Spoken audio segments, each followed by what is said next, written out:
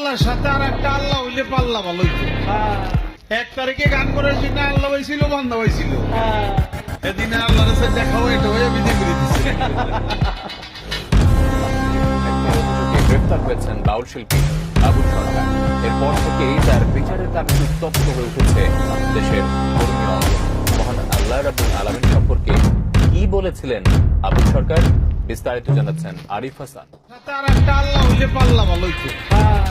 1 তারিখে গান করেছি না, আল্লাহ হয়েছিল বন্ধ হয়েছিল। এদিনে আল্লাহর সাথে দেখা হয়ে এটা হয়ে বিধি করে দিচ্ছে। পরিবেশন করেন বাউল শিল্পী আবুল সরকার। ওই পাড়াগানের আসরের সৃষ্টিকর্তা মহান আল্লাহ রাব্বুল আলামিনের বর্ণনা দিতে গিয়ে বিকৃতভাবে উপস্থাপনের অভিযোগ ওঠে বাউল আবুল সরকারের বিরুদ্ধে। পবিত্র কোরআনের সূরা ইব্রাহিমের 10 নম্বর আয়াতে আল্লাহ বলেন, তোমরা কি আল্লাহর সম্পর্কে সন্দেহ করো? তিনি আকাশ ও পৃথিবী সৃষ্টি করেছেন। এছাড়া সূরা হুজরাতের 15 নম্বর আয়াতে উল্লেখ রয়েছে, মুমিন তো তারাই যারা আল্লাহ ও তার রাসূলের প্রতি ঈমান আনার পর আর কোনো সন্দেহ পোষণ করে না। কিন্তু আল্লাহর বর্ণনা দিতে গিয়ে আবুল সরকারের কণ্ঠে শোনা যায়, আল্লাহর সাথে আরেকটা আল্লাহ হইলে পাল্লা ভালো হইতো। আল্লাহর সাথে আর একটা আল্লাহ হইলে পাল্লা ভালো হইতো। এছাড়াও তিনি প্রশ্ন তোলেন, আল্লাহ কেন আর অসংখ্য আল্লাহ সৃষ্টি করেনি এবং গানের সুরে এ নিয়ে সক্রিয় যুক্তিও হাজির করেন। অথচ ইসলামী আকীদা অনুযায়ী আল্লাহ সম্পর্কে সন্দেহ করা কুফর এবং আল্লাহর সাথে অন্য কাউকে তুলনা করা শিরক, যা ইসলাম ধর্মে গুরুতর অপরাধ। আরেক জায়গায় তাকে হাস্যরসে বলতে শোনা যায়, 1 তারিখে গান করার জন্য আল্লাহ নাকি তার কাছে এসেছিলেন, এমনকি তিনি আল্লাহকে খাওয়া দাওয়া করিয়ে বিদায় দিয়েছেন বলেও দাবি করেন। 1 তারিখে গান করেছি না, আল্লাহ হয়েছিল বন্ধ হয়েছিল। এদিনে আল্লাহর সাথে দেখা হয়ে এটা হয়ে বিধি করে দিচ্ছে। বান্দারও বিধি করে দিচ্ছে। যেখানে তিনি অশ্লীলভাবে ইঙ্গিত দেন, আল্লাহর কথার নাকি কোনো ঠিক ঠিকানা নেই, কোনো মূল্য নেই। আল্লাহর কথা আল্লাহ যে কইল প্রথম সৃষ্টি আমার এশ, প্রথম সৃষ্টি আবার কয় আমার আশ, প্রথম সৃষ্টি আবার কয় নূর, প্রথম সৃষ্টি আবার কয় নূর। আল্লাহ এক মুখে এত কথা কয়, আল্লাহর মুখ কয়টা? আদি কয়টা নোট? এমন বক্তব্য সামাজিক মাধ্যমে ছড়িয়ে পড়তেই তুমুল বিতর্কের সৃষ্টি হয়। পরে ধর্ম অবমাননার অভিযোগে তাকে গ্রেপ্তার। আমার বিচার আমার সৃষ্টিকর্তা করবে। কই আমি কোনো ভালো কাজ করলে আপনারা তো পুরস্কার নিয়ে আসেন না? বাংলাদেশে কত মানুষ ভালো কাজ করে, আপনারা তো কোনো পুরস্কার নিয়ে আসেন না। তাহলে তো এই যে জনতার ডাক্তারি লুটপাট টুটপাট হানাহানি মারামারি আর চুলকাইটা দেওয়া আর মারামারিটা দেওয়া। তুমি জানো না, আমি ইচ্ছা করলে তোমার চুলকানির মলম লাগাই দিবার পারি। সুটিয়ে লাল করে দেবো নোংরামি। না ভেবো না যে ভিডিও শেষ হয়ে গেছে, ভিডিও মাত্র শুরু হলো। Hello, what's up, Bajan? This is Talukdar and welcome, Talukdar new video.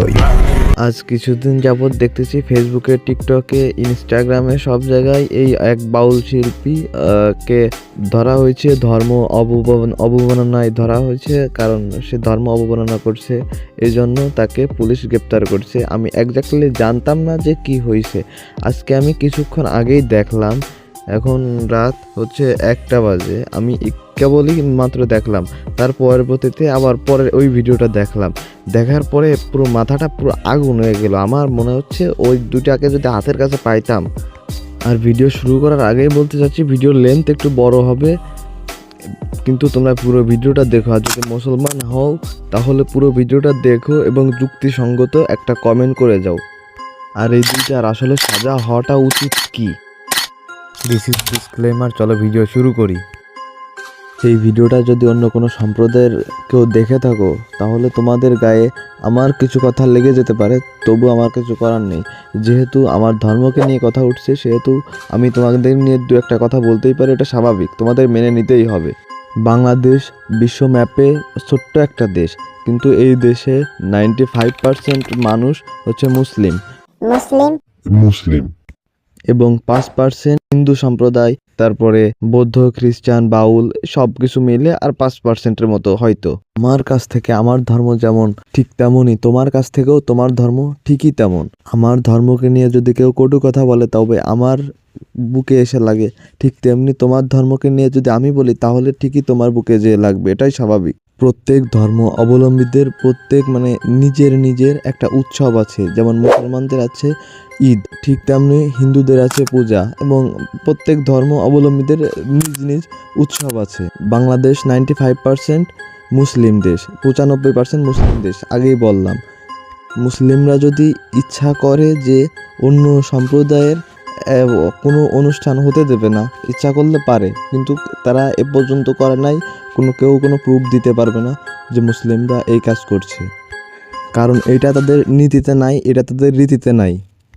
কেউ বলতে পারবে না মুসলিমরা অন্য কোনো সম্প্রদায়কে আঘাত করছে বা কোনো কিছু করছে, কোনো মানে যেই হোক বলতে পারবে না। মুসলিমরা অলওয়েজ সবাইকে রেসপেক্ট করে, সবাইকে রেসপেক্ট করতে জানে মুসলিমরা। কিন্তু সেই দুর্বলতার সুযোগ নেই এইসব মার্কা বাউল খানকিনা এইসব সুযোগ নেই। আরে বাঞ্চোদ গানচুর টালুক, একে তোর ফাজলামির জায়গা। পুরা এশিয়া মহাদেশের ভিতরে সব থেকে উচ্চমানের একটা পূজা হয়, কাতানি পূজা, সেটাও বাংলাদেশে মাগুরা জেলায়। এইটাকেও আজ পর্যন্ত কোনো মুসলিম বাধা দেয়নি যে এই কাতানি পূজা করা যাবে না। যার যার ধর্ম তার কাছে শ্রেষ্ঠ, যেমন আমারটা ঠিকই তেমনই তোমারটা।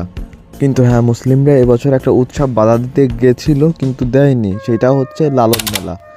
কারণ লালন মেলায় প্রতি বছর, লালন মেলা মানেই হচ্ছে গাঁজা। আর বাংলাদেশ সরকার প্রতি বছর আইন প্রশাসনে অনেক ব্যয়বহুল টাকা খরচ করে এই গাঁজা সেবন মানে না করা হয়, দেশকে মানে মাদক মুক্ত করা যায়, সেই জন্য হাজার হাজার কোটি কোটি টাকা ব্যয় করে। কিন্তু শেষে লালন মেলায় ওই জায়গা মানে গাঁজার আড়ত।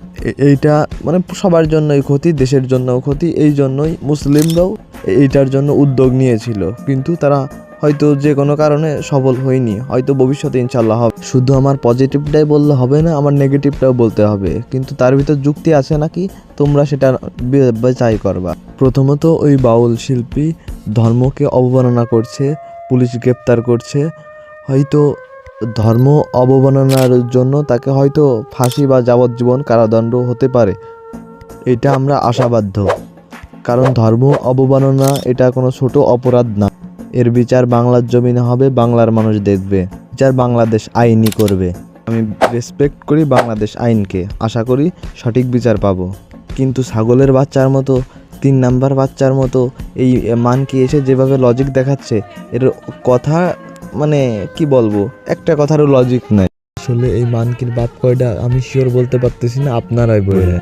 এই মানকি ওর বাউল বাপকে নিয়ে মানে যুক্তি দেখাচ্ছে, আর ওর 2টা বাপ বসে রয়েছে ওর 2 পাশে। দেখেন, ওর ওই 2টা বাপ ভাবতেছে আমার সাথে আর একটা তো গেছে জেলে, এর ভাষণের পরে আমরাও 2জনও কি জেলে যাই। পাশের 2টা তাই ভাবতেছে। এই মানকির ওর মা একটা ভালো কাজ মিস করে ফেলছিল, এই জন্যই ওর মতো মানকি জন্ম নিয়েছিল। ওর বাপ ওর মাকে ওই রাত্রে করার দিন যদি কন্ডমটা ইউজ করতো, তাহলে এর মতো মানকি জন্ম নিত না, আর এইরকম কেউ লজিক দেখাইতো না। আজ পর্যন্ত অনেক হাজারো রেকর্ড আছে ভালো কাজ করার জন্য। বাংলাদেশ সরকার, বাংলাদেশ মিডিয়া, বাংলাদেশ শাসন ব্যবস্থা, বাংলাদেশ আইন ব্যবস্থা মানে সবাই ভালো কাজের জন্য মানে অনেককে, হাজারো ব্যক্তিকে পুরস্কৃত করেছে।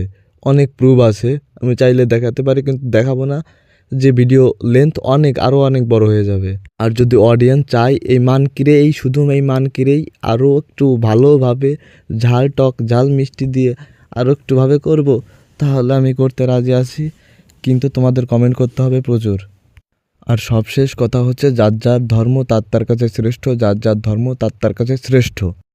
কেউ কারো ধর্ম নিয়ে অবমাননামূলক, কটূক্তিমূলক কথা বলবেন না দয়া করে। আর প্রতিবাদমূলক কমেন্ট করেন এবং নিজ নিজ স্থান থেকে সবাই প্রতিবাদ করেন।